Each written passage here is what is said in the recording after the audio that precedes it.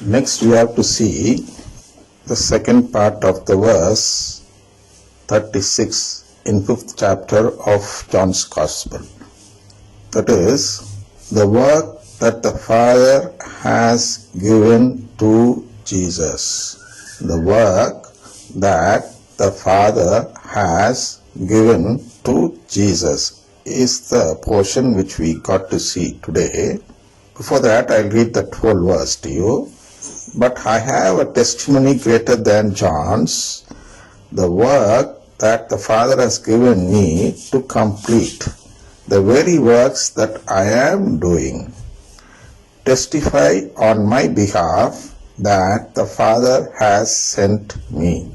See, for this verse, the people who believe in the gospel of prosperity interpret it in a different way. We interpret it according to the CCC, especially number 1 and number 460, is where this work of Jesus is mentioned.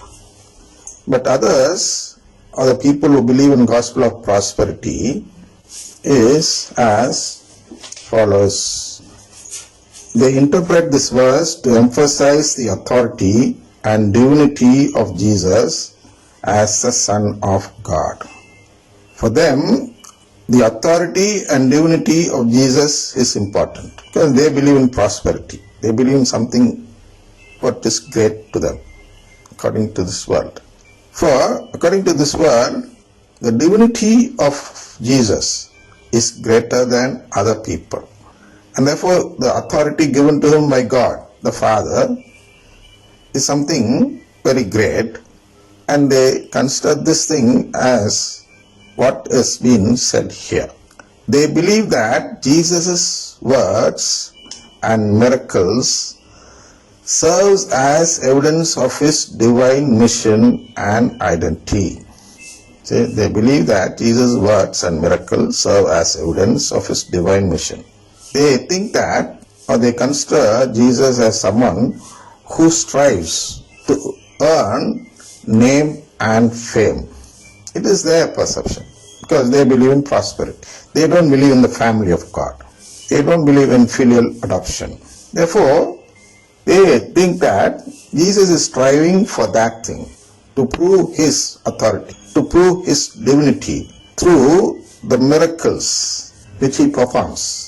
So, according to them, the miracles which he performed serve as evidence of his divine mission and identity.